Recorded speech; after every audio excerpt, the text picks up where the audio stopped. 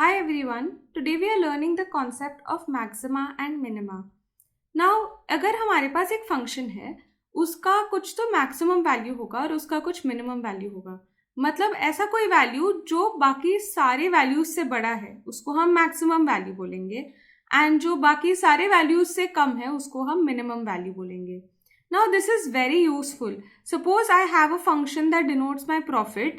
So I would want to know कि when is my profit maximum. Okay, and then use that value of the independent variable to get my maximum profit. Okay, or if I have a function that gives me the cost of my production, then I would want it to be minimum. Okay, so हम लोग ये function का maximum और minimum बहुत अलग अलग areas में use कर सकते हैं.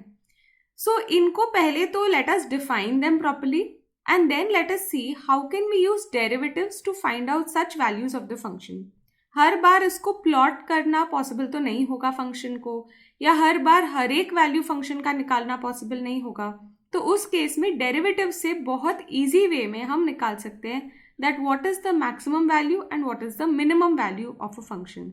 Now maxima and minima are just the plural form of maximum and minimum.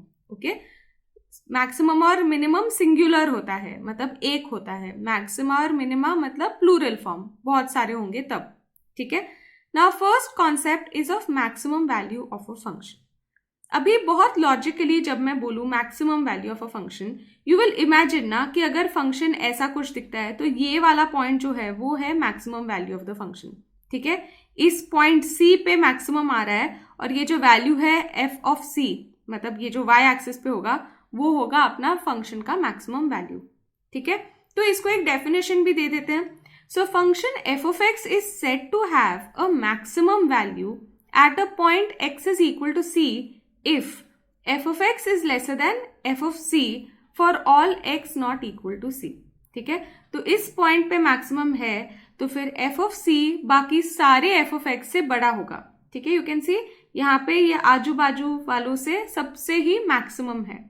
ऐसे पॉइंट पे हम c पे बोलते हैं कि मैक्सिमम होगा. ठीक है, c is on the x axis, maximum value is f of c. The value f of c is said to be the maximum value of the function f of x. This is very important. You should understand the difference between कहाँ पे maximum आ रहा है और फिर maximum value क्या है.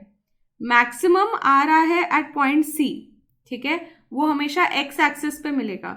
जब मैं ये c को डालती हूँ फंक्शन में f of x में, तब मुझे f of c मिलता है जो है एक point on the y axis. And this f of c is called as the maximum value. C is called as the point where maximum of the function is attained. Okay. Now there are some things that I want you to observe here. ये जो point है c, ठीक है, comma f of c, इस पे अगर मैं tangent बनाऊंगी तो ये tangent कैसा होगा? ये tangent होगा parallel to the x axis actually. इसे straight बनेगा ये tangent. Okay. एंड जब भी अपने पास एक मैक्सिमम पॉइंट होता है ना, उस पॉइंट पे जो टेंजेंट बनता है वो ऐसे ही बनता है. ठीक है, हमेशा. And what is the slope of this line? The slope of the X axis is 0. The slope of this line will also be 0.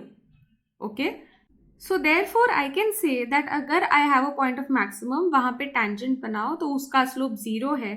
Now what is the slope of the tangent in terms of derivatives? It is always f dash of x, right? So I can say that जो f dash of c है ना वो 0 होना चाहिए. Now next concept, जहाँ पे ये maximum हो रहा है उसके पहले it will have to increase the function, okay? And उसके बाद increase नहीं हो सकता है. अभी maximum पहुंच गया ना तो वो decrease ही होना पड़ेगा. Imagine climbing on a hill. ठीक है, अगर आपको maximum point पे पहुंचना है तो पहले ऊपर की तरफ चढ़ना पड़ेगा, फिर नीचे ही आना पड़ेगा ना. उससे अगर ऊपर होगा तो फिर ये मैक्सिमम पॉइंट नहीं होगा. ठीक है, सो देयरफॉर ये मैं बोल सकती हूँ कि function is increasing till c, मतलब c के लेफ्ट हैंड साइड पे इट इज इंक्रीजिंग. तो आई कैन से f dash of x increasing के लिए क्या बोलेंगे? ग्रेटर देन 0, बराबर. When x is lesser then c, and जब x c से बड़ा है मतलब राइट हैंड साइड पे है, तभी क्या होगा? It has to be a decreasing function. तो f dash of x has to be lesser than 0 whenever x is greater than c. ठीक है. So we are getting these 3 things. हम लोग बाद में इसको यूज करेंगे, बट अभी के लिए इतना ही काफी है टू अंडरस्टैंड दैट जहां पे मैक्सिमम है वहां पे जो टेंजेंट बनेगा उसका स्लोप 0 होगा. Okay, therefore f dash of c will be 0 जहां पे मैक्सिमम है. वो मैक्सिमम पहुंचने तक लेफ्ट हैंड साइड पे यहाँ पे क्या होगा कि उसका derivative will be greater than 0, क्योंकि यहाँ पे इंक्रीजिंग ही होना चाहिए टू रीच द मैक्सिमम, और एक बार मैक्सिमम पहुंच गया फिर डिक्रीज ही होना चाहिए. Therefore the function will be decreasing, that is F dash of x will be lesser than 0 whenever x is greater than c. Okay, so this concept is very important for you to understand. Now let's go to the next part, minimum value of a function. A function f of x is said to have a minimum at a point if f of c is lesser than f of x for all x not equal to c. मतलब आस पास में जो भी है उनमें सबसे कम है f of c. ठीक है, c is the point जहां पे मिनिमम होगा and f of c is called as the minimum value of f of x.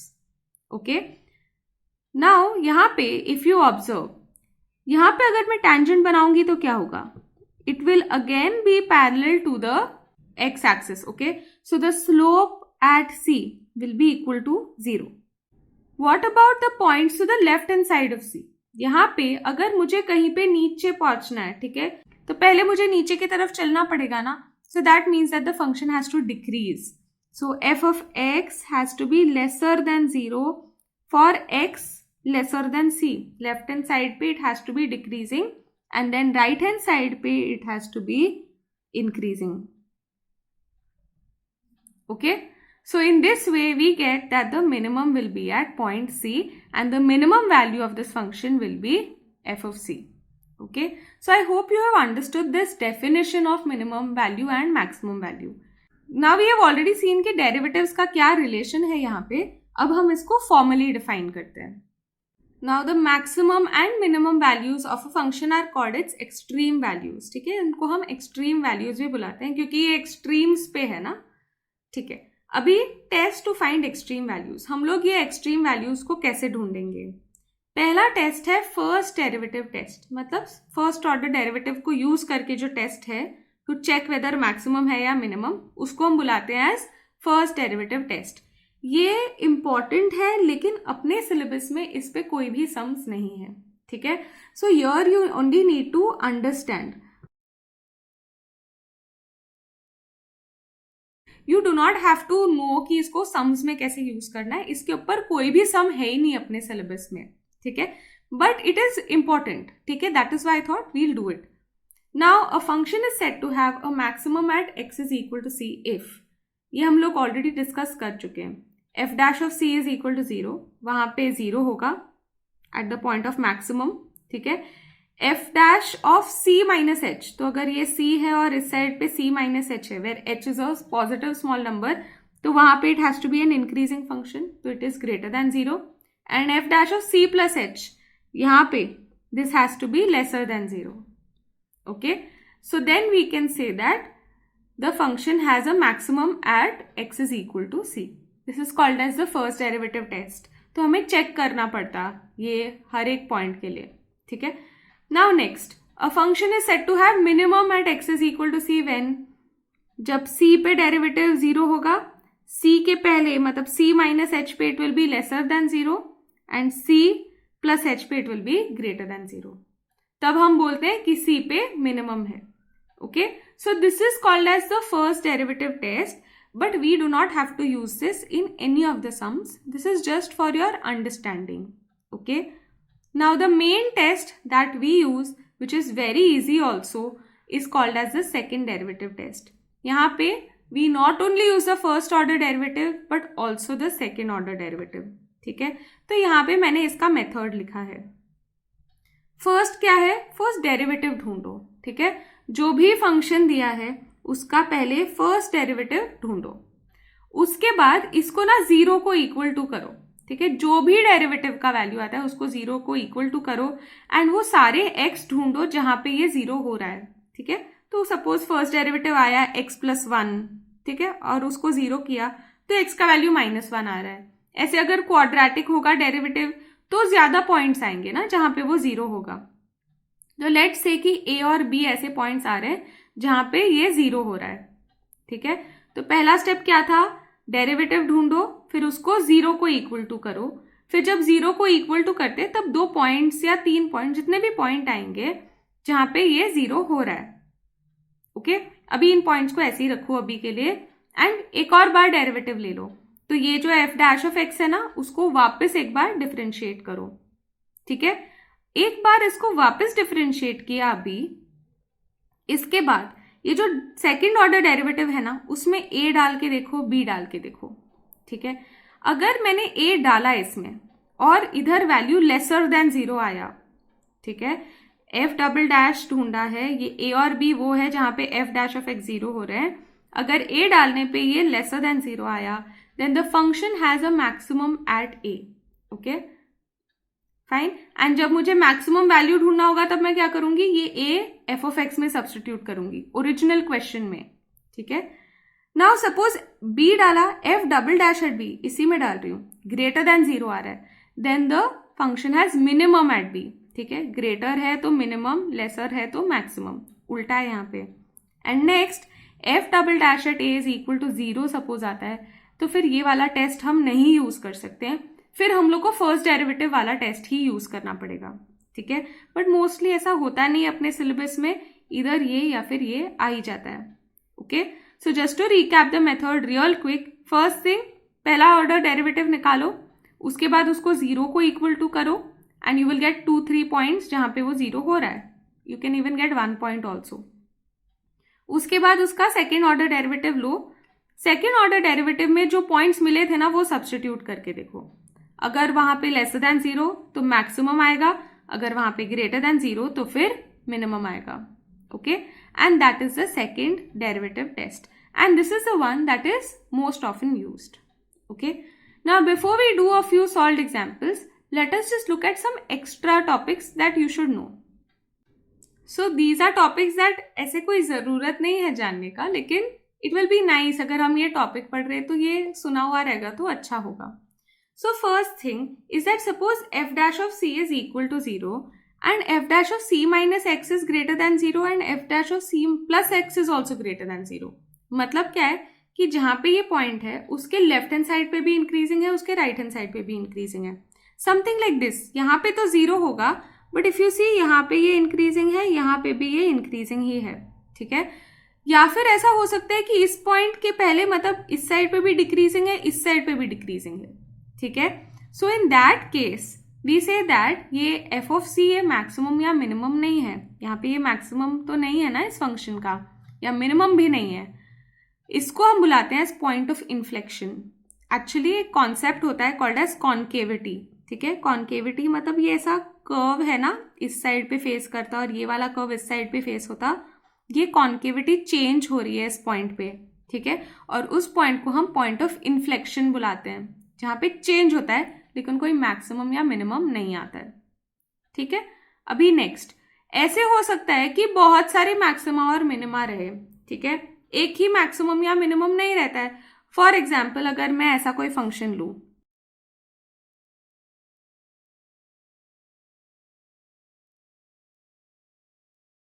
Something like this, ठीक है।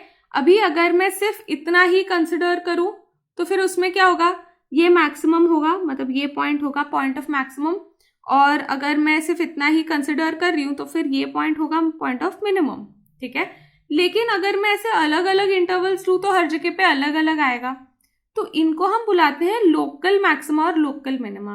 मतलब इस वाली लोकेलिटी में, इस लोकल रीजन में ये मैक्सिमम है और ये मिनिमम है।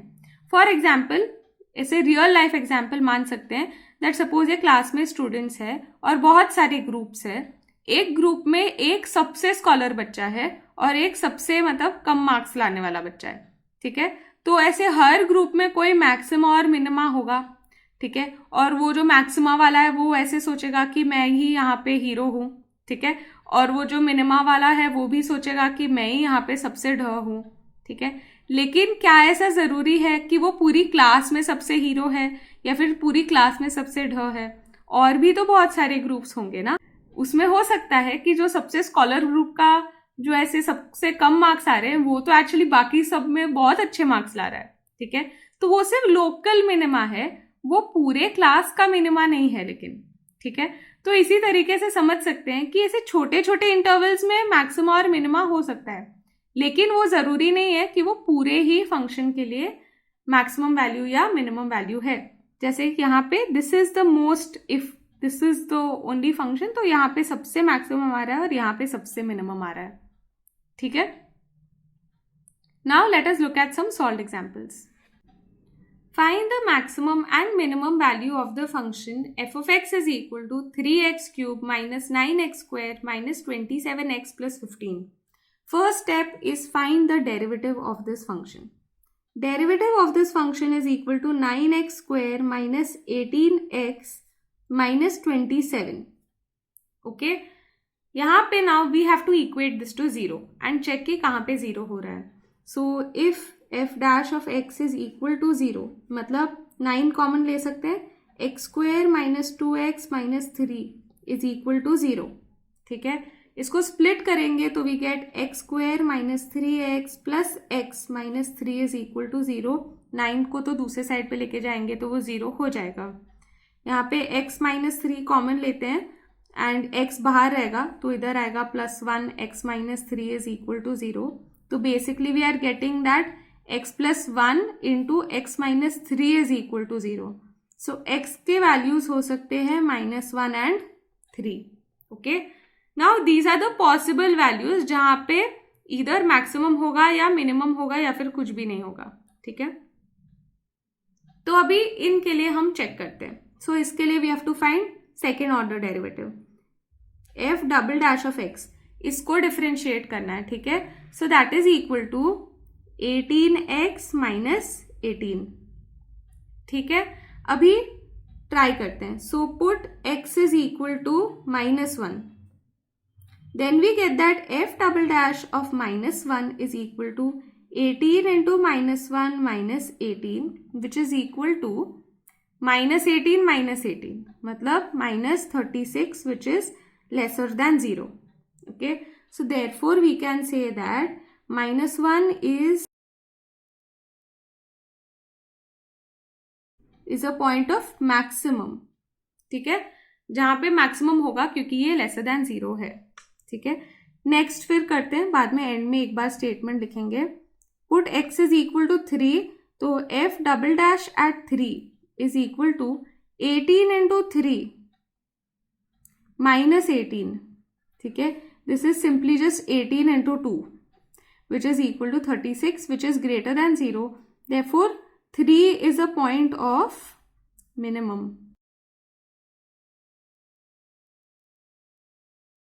ठीक है। Now they have asked for maximum and minimum value of the function, so हम लोग को ये -1 और 3 पुट करके देखना होगा, ठीक है। So maximum value is equal to f of -1, ठीक है, -1 पे मैक्सिमम आ रहा है, विच इज इक्वल टू, ये -1 सब्सटीट्यूट करना है फंक्शन में, ओरिजिनल फंक्शन में। यहाँ पे डोंट मेक द मिस्टेक कि यहाँ पे जो f डबल डैश का वैल्यू आया ना वो बोलोगे, वो गलत है, ठीक है। तो ओरिजिनल फंक्शन में 3 into -1 cube minus 9 into -1 square minus 27 into -1 plus 15, okay, which is equal to 3 into -1 मतलब -3, then this is equal to -9, this is equal to plus 27 plus 15, okay.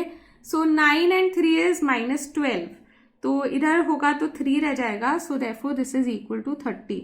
So इस function का maximum value is equal to 30. Now let us find minimum value of f of x. That is going to be f of 3. Now let me substitute 3 in the function.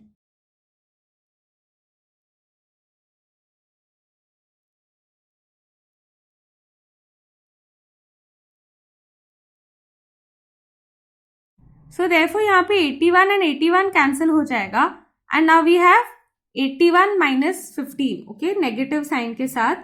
तो पहले तो let me subtract 10 from here, तो 10 subtract किया तो 71 आएगा और 71 में से हम और 5 सब्ट्रैक्ट करेंगे तो we will get 66. So the minimum value is -66, maximum value is 30. Okay, so you can write a statement in the end that the maximum value of the function is attained at point -1 and it is equal to 30, and the minimum value of the function is attained at 3. attained मतलब उस point पे आ रहा है. attained की spelling ATTAINED. ठीक है, attained at point -1, attained at point 3 and the minimum value is -6. ठीक है, अटेंड याद नहीं रहता है तो ऐसे भी लिख सकते हो. The maximum value of the function is at -1 and it is at 3. ठीक है, that is also okay. Fine. Now let us do the next question. Divide the number 84 into 2 parts such that the product of one part and the square of the other is maximum. तो इस chapter में we have certain word problems also. इनको ना पहले word problems को एक function में बदलना है of one variable and then solve it in the same way. Okay, so let us say that one part of 84 is x.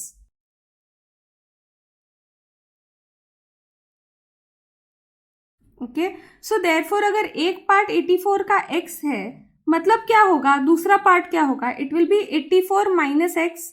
ठीक है, इन दोनों पार्ट्स को ऐड करके 84 होना चाहिए. So that means other part is 84 minus x. ठीक है, अभी क्या बोल रहे हैं, such that the product of one part and the square of the other is maximum. तो हम लोग को एक पार्ट और दूसरे पार्ट का स्क्वायर लेके उसको मल्टीप्लाई करना है. Now very smartly over here मैं इस पार्ट का स्क्वायर नहीं लूंगी वरना वो ज्यादा कॉम्प्लिकेटेड होगा. ठीक है, so we say that product is equal to 84 minus x, ये first part, and other part is x, उसका स्क्वायर. ठीक है, so this is our function f of x और इसका हमें मैक्सिमम वैल्यू ढूंढना है. ठीक है, ये कहाँ पे मैक्सिमम होता है वो हमें ढूंढना है. सो यहाँ पे let us multiply. So we get 84x square minus x cube. Okay, and अभी we have to solve this. So f dash of x पहले ढूंढेंगे. सो वी गेट 84 into 2 मतलब 168x माइनस 3x स्क्वायर. ठीक है, ये कहाँ पे जीरो होता है. So 168x minus 3x square is equal to 0. We can take x common, we can also take 3 common. So we get over here 56 minus x is equal to 0. ठीक है, so therefore x can be equal to 0 और x can be equal to 56. Two possibilities we have for x. Okay, now let us find the value for f double dash of x. Same procedure I am following. इसका derivative लेना है, that is 168 minus 6x. Okay, now put x is equal to 0. अगर x को 0 डाला तो फिर f double dash of 0 क्या आएगा, it will be 168. जहां पे it is greater than 0, therefore 0 is point of minimum. इसका तो हमें नहीं देखना है ना, we want to see कि जहां पे मैक्सिमम है. तो therefore let us put x is equal to 56. जब 56 डालते तब हमें क्या मिलता है, that f double dash of 56 is equal to 168 minus 6 into 56. 6 into 56 is equal to, यहाँ पे ये होगा 36, so 3 carry forward. This is 33. This is definitely lesser than 0. ये नंबर बड़ा है ना, so therefore 56 is point of maximum. Now what does that mean? That अगर मैं x के बदले 56 डालूंगी ना तो फिर ये प्रोडक्ट मैक्सिमम होगा. ठीक है, सो क्या होना चाहिए, 56 होना चाहिए और 84 माइनस 56 लेना चाहिए. Those have to be the two parts of 84. So therefore the two parts are 56 and 84 minus 56 which is equal to, तो 84 minus 54 is 30 plus 2 करें तो 28. ठीक है, so it should be 56 and 28.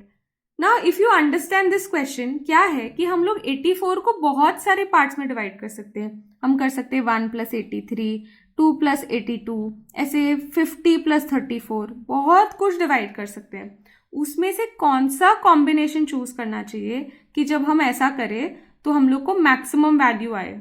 ठीक है, और उसका आंसर आया कि वो जो इस नंबर को स्क्वायर कर रहे हैं ना, उसको 56 लो एंड दूसरे नंबर को ले लो एज 28. तब जाके हमें मैक्सिमम वैल्यू आएगा इस पर्टिकुलर फंक्शन का. Okay, now let us do the next question. A rod of 108 meters long is bent to form a rectangle. Find its dimensions if the area is maximum. तो इस rod को bend करके एक rectangle बना रहे हैं. अब इसमें बहुत सारी पॉसिबिलिटीज है, क्या क्या हो सकता है. तो ये एक्चुअली जो है ना, वो रेक्टेंगल का पेरीमीटर दिया हुआ है 108. ठीक है, और हम लोग को क्या पूछ रहे हैं कि ऐसा करो डायमेंशन ताकि एरिया मैक्सिमम हो. ठीक है, तो हम लोग क्या करते हैं, let the length be x and let the breadth be y. ठीक है, हम लोग ऐसे ले लेते हैं. ठीक है, so let the length of the rectangle be x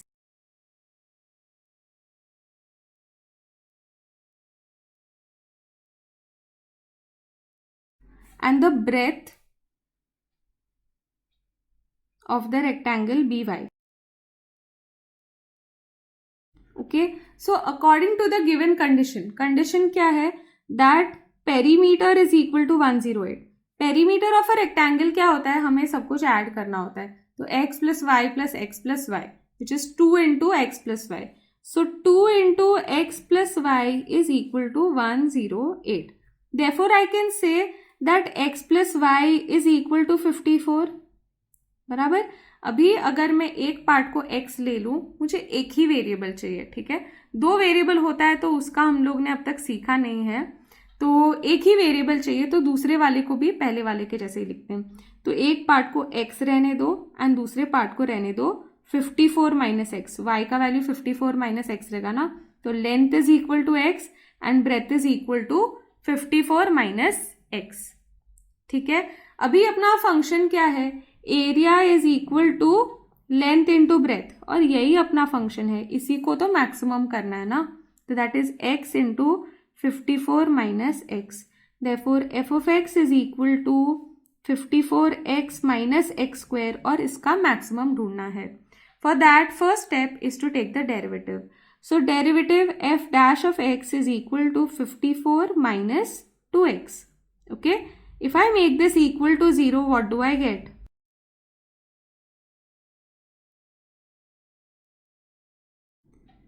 x is equal to 27. Okay, now एक ही वैल्यू आया है, फिर भी चेक कर लेते हैं f" का वैल्यू क्या आएगा. f" of x is equal to, इसको डिफ्रेंशिएट करना है, सिर्फ -2 ही आ रहा है. ठीक है, तो चाहे इसमें कोई भी वैल्यू डालो ना, ये मैक्सिमम ही आएगा ना, क्योंकि ये लेसर देन 0 ऑटोमेटिकली है. कुछ डाल ही नहीं सकते उसमें, सब वैल्यूज के लिए -2 ही है. तो देयरफॉर ये x इज इक्वल टू 27 आया है ना, तो वो पुट करके देखो तो वो भी -2 ही आएगा which is lesser than 0. Therefore x is point of maximum. और you can write better words में x is the point where maximum is attained. ठीक है, x नहीं लिखना चाहिए, मुझे 27 लिखना चाहिए. तो x का वैल्यू 27 है, तो फिर y का वैल्यू क्या रहेगा, 54 - 27 which is also equal to 27. तो लेंथ और ब्रेथ दोनों ही 27 होगा. इसका क्या मतलब है कि वो एक्चुअली स्क्वायर होगा. स्क्वायर बनाएंगे ना तो फिर अपना सबसे मैक्सिमम एरिया आएगा. Okay, so therefore dimensions should be 27 meters by 27 meters. Okay, and therefore maximum area भी ढूंढ लेते हैं, पूछा तो नहीं है पर फिर भी ढूंढ लेते हैं. Maximum area will be equal to 27 का square which is equal to